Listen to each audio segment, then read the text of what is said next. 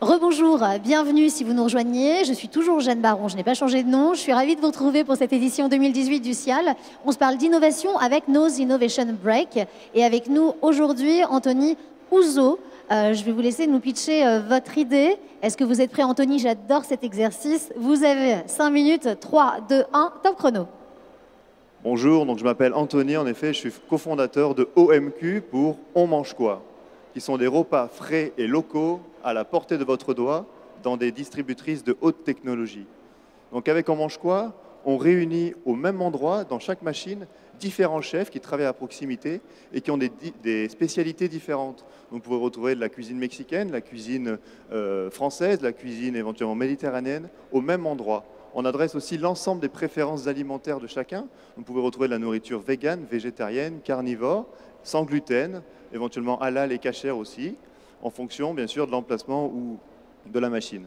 Et donc ce que l'on souhaite mettre en avant, c'est le savoir-faire culinaire local. On souhaite être la vitrine de ce qui se fait de bon à proximité, de ce qui se fait artisanalement. On veut travailler avec des chefs qui sont passionnés par ce qu'ils font. On passe du temps avec eux, on les recrute, on veut comprendre leur éthique de travail. Et donc, on travaille avec des gens qui aiment transmettre, qui aiment cuisiner et qui veulent faire que ça et être récompensés pour ça. Et donc, on a développé une solution technologique qui sont des machines nouvelle génération parce qu'aujourd'hui, quand vous pensez à une machine distributrice, un distributeur, vous l'associez souvent au paquet de chips qui est coincé, qui ne tombe pas, la machine qui est complètement bloquée, le monnayeur qui ne fonctionne pas.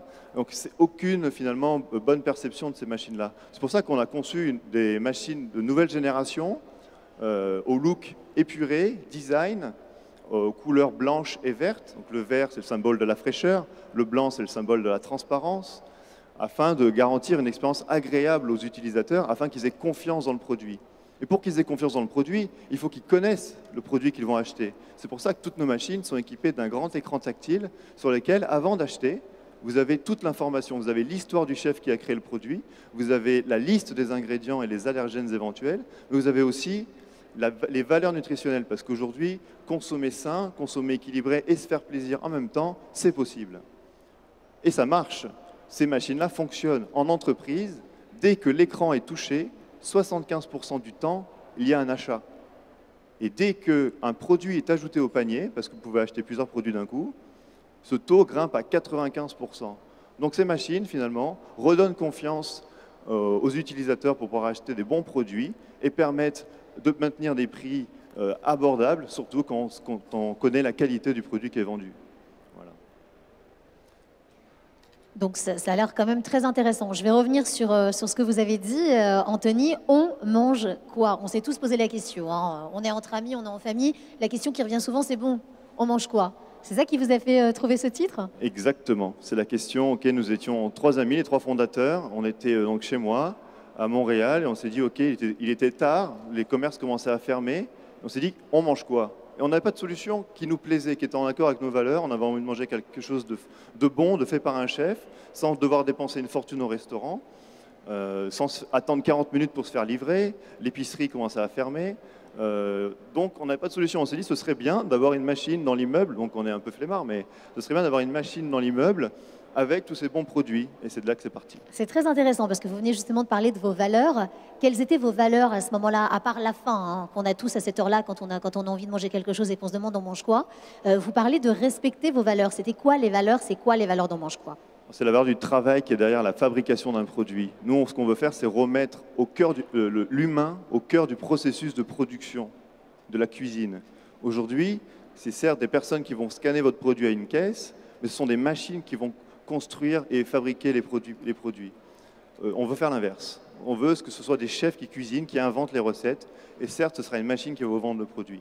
C'est ça, on veut finalement remettre en avant le savoir-faire, transmettre des savoirs, ne pas perdre finalement tout ce qui se fait de bon, et les recettes de grand-mère dans 20 ans, 30 ans, on veut qu'il en existe encore. Ça veut dire que demain, hein, j'écoute tout ce que vous dites et je trouve ça très intéressant par ailleurs, Anthony. Demain, j'ai faim, on a des distributeurs qui sont très communs. On a les barres chocolatées, on a des chips, etc. Donc demain, je peux manger on mange quoi? Un vrai plat cuisiné avec les mains d'un chef. Exactement, un chef passionné qui plus est. Ces produits sont sans additifs, sans conservateurs. La liste des ingrédients, c'est simplement carottes, bœuf, that's it. Aucun émulsifiant, rien du tout. Les produits sont donc goûteux, ils ont vraiment du goût.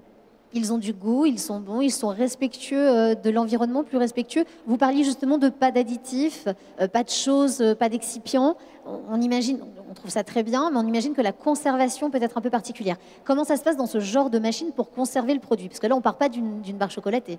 Vous avez mis le doigt sur notre enjeu principal, et c'est l'enjeu de ce business-là, c'est la logistique. En effet, en Mange Quoi, on gère et on distribue des stocks de produits à très courte durée de vie, entre 3 et 4 jours en moyenne.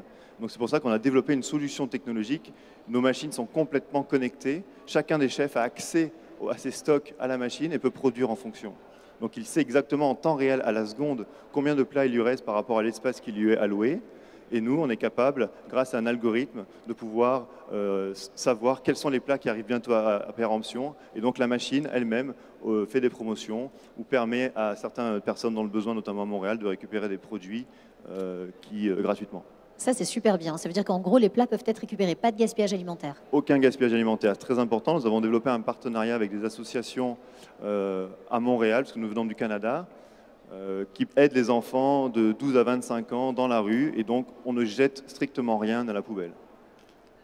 Très bien. Surtout de la bonne nourriture. Mais on imagine, fait par des chefs, notamment. Est-ce qu'on sait en avance, à contrario, combien de plats on doit faire dans une machine pour que ces plats soient vendus? Parce que l'idée, c'est quand même de faire du commerce avant tout. Donc, comment ça se passe? Vous parliez d'algorithme. Donc, en effet, on vend plusieurs milliers de plats par mois. Donc, on est capable de pouvoir prévoir petit à petit. Ça, c'est un long processus. Donc le début est toujours plus compliqué parce qu'on ne connaît pas on sait pas comment la population va pouvoir réagir. Mais aujourd'hui, on a une bonne idée, on connaît nos ventes moyennes, donc on a un prévisionnel qui est acceptable. Mais dès lors qu'on introduit de nouveaux plats, on n'a pas trop d'idées.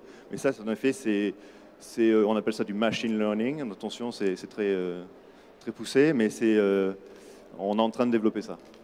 Donc ça, c'est le futur. C'est le futur, en effet. C'est la technologie qui permet de revenir à nos fondamentaux. C'est ça qui est drôle. Le progrès permet de revenir à l'essentiel. De tout temps, on a toujours consommé ce qui se faisait localement. On mangeait ce que se faisait le chef du village.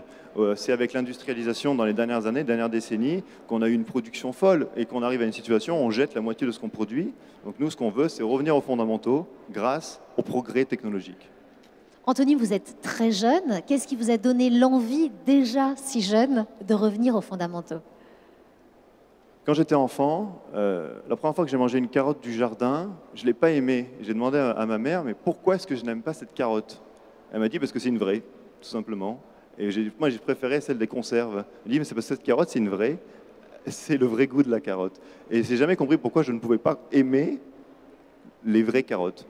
Parce que votre palais n'avait pas été éduqué au vrai goût de la carotte? Exactement. Alors avec On Mange Quoi, c'est aussi de l'éducation, en quelque sorte, que vous voulez faire passer? Oui, ce qu'on veut à terme, c'est être la bannière du fait local. C'est-à-dire qu'on ne veut pas se limiter aux machines, on veut pouvoir ouvrir des boutiques où il y aura des chefs qui cuisinent et les gens pourront acheter exactement ce qui est fait là, échanger avec des chefs. On veut vraiment mettre l'essentiel là où il doit être. On veut éduquer les gens et on veut le rendre le plus commun possible, que le fait d'acheter des choses bonnes, saines, à un prix correct, parce que attention, on maintient des prix tout à fait abordables. Qui sont de l'ordre de l'équivalent au Canada, en tout cas, je parle en dollars, mais on a entre 6,50 et 10 $, qui correspond en, 8 tout cas, en euros France, maximum 8 €, oui, pour un très bon plat. Du coup, On Mange Quoi en Europe, c'est quand? C'est quand On Mange Quoi en Europe? Donc notre volonté, c'est de développer une société technologique en France, et ensuite d'arriver en 2020 en France. Bon, c'est très bientôt. Oui, ça passe vite. Qu'est-ce qu'on peut vous souhaiter pour cette édition du Cial 2018 et pour le futur de Mange Quoi? J'espère avoir convaincu le plus de monde possible que ce projet-là a du sens et convaincre d'autres de faire comme nous.